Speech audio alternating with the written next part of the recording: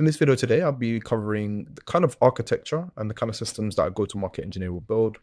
So this is including things like a high-level overview of the architecture, the enrichment layers, CRM enrichment, inbound systems, and also outbound systems. I'll be going over the process maps, and I'll also be providing some justification of kind of why we build the systems this way and why they're designed this way. But before I get into the video, why listen to me and who am I? My name is David Walker-Dobson. I'm the founder of 10, a go-to-market engineering agency. We've built systems across loads of B2B niches, from cybersecurity, marketing agencies, all across the pond, from the UK to the US and in Europe. And yeah, let's get into the video. So the first thing I want to cover is the high-level architecture.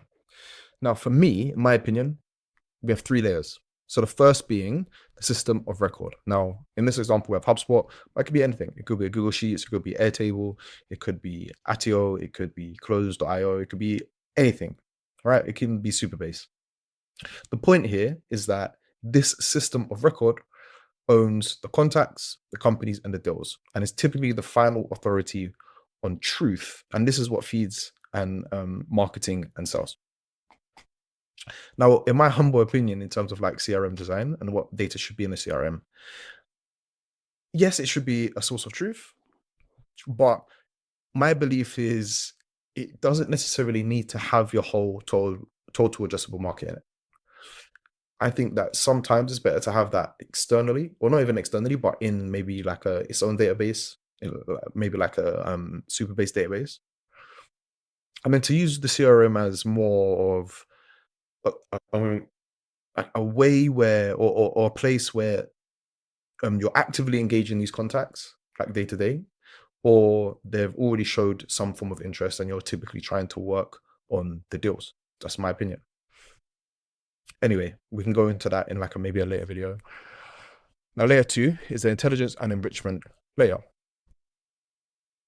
Now, for me, this is Clay.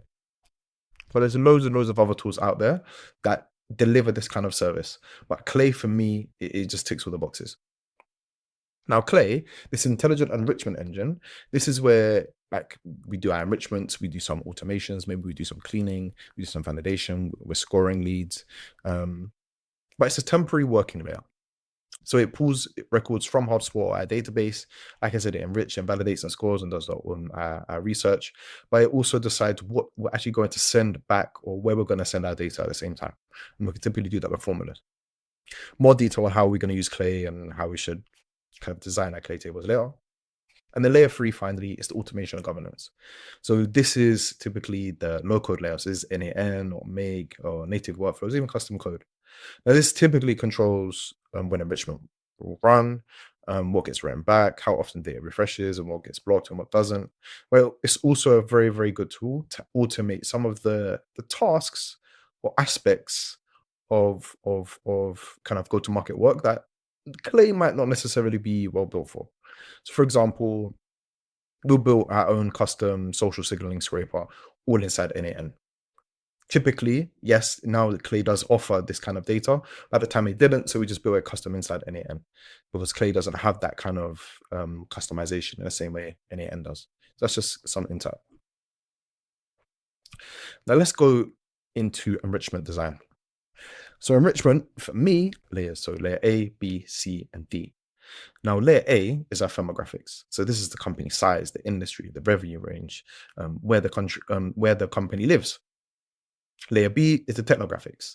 So if we have this available, because this kind of data is very hard to find, but if you know where to look, you can actually get access to it. So this is like, for example, the CRM that they use, the marketing tools they're using, any data tools or their website stack. Layer C is the role and persona mapping. So as you're probably aware, these two are specific to the company. So this is account enrichment. This is contact enrichment, what this layer is.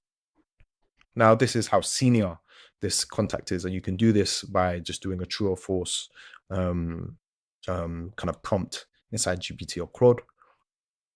The department that they're in, for example, and also if they're decision maker or not. Once again, true or false. And also at this layer, you'd also do some cleaning. You can also do some personalization at this level, but we can talk about personalization later. And then signals and research.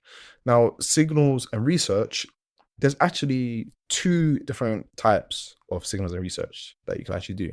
You can do at the contact level and the account level.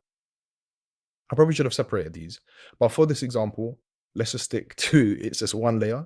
And this is things like hiring activity, it could be funding activity, it could be website changes, recent posts from the contact, but also if they're new in their role, or if they've recently left the company, or if there's layoffs. All of these things are incredibly valuable insight if you know how to use them properly. And typically, as I said, this is the enrichment slash research layer, really, or market intelligence layer. You could do a lot of this inside Clay, or majority of it actually. Now I just want to talk about kind of the systems that we'll build as go-to-market engineers. First, starting off with what I would argue as one of the most valuable systems in the whole go-to-market kind of ecosystem, or go-to-market engineering ecosystem, and that is the CRM enrichment process. The quality of your data is kind of night and day in regards to like the impact of your go-to-market. And typically it will start with some form of trigger or schedule. Now, trigger could be so many different things. It could be an inbound lead, which we'll talk about in a second. It could be someone manually doing it themselves. So I could be that trigger, right? I could manually run this whole process.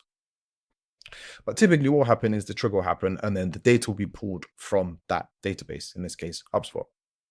Then the pre-enrichment process will begin. So this is where we check if enrichment is actually needed.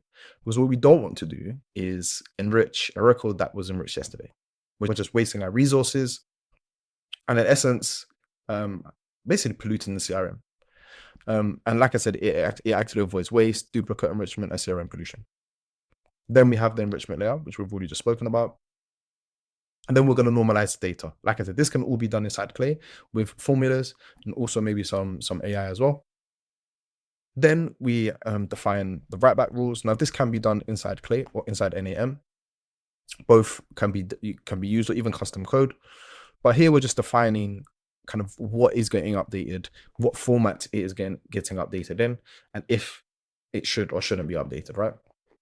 Then we send that back to HubSpot. We update what needs to be updated, and then typically some routing and activation will happen because, you know, we've cleaned all this data or we've cleaned the record. What do we do with it next? Typically, we're going to route to SDR or kind of like a key stakeholder. One key note though, a variation of this process will exist in every single kind of system you build, because the enrichment is what takes kind of like one singular email, for example, or maybe a name, to a whole data-backed, data-driven research document that gives you all the insight that you need on a prospect or an account.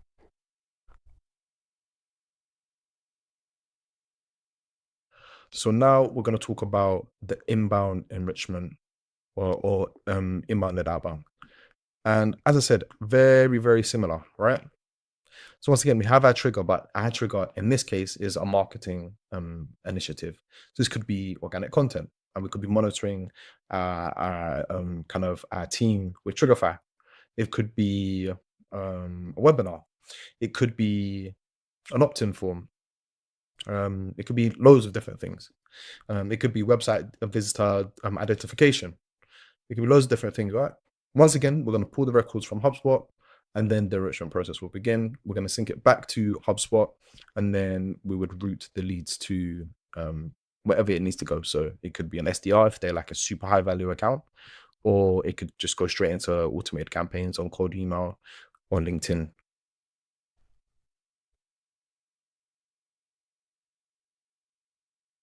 And then finally, we have our outbound systems. Now, you can get two different outbound systems. First being static, the second being signal-based or dynamic.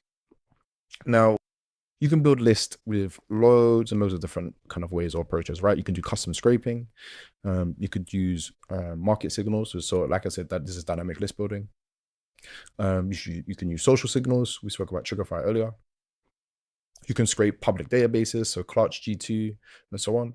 Or you may have your own data provider already that you're paying for or scraping. So this could be Apollo, ZoomInfo, Crunchbase.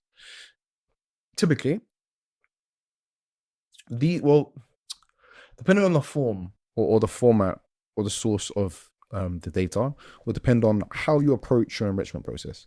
So for example, if you're using a social scraper, you would be starting off with the contact.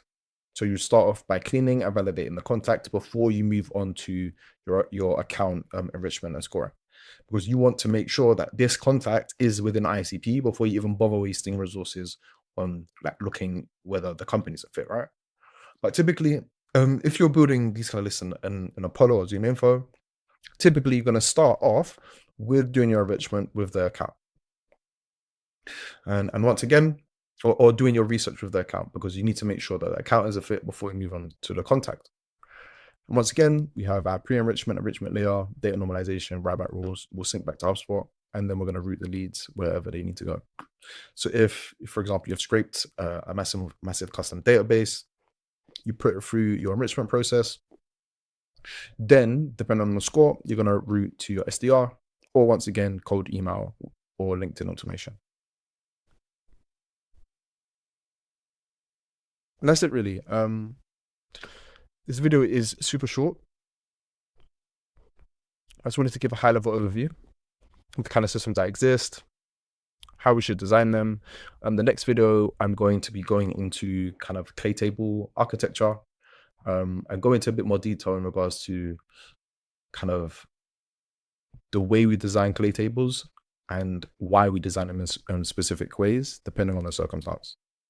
Apart from that, thank you for watching and catch you on the next video. Love you lots.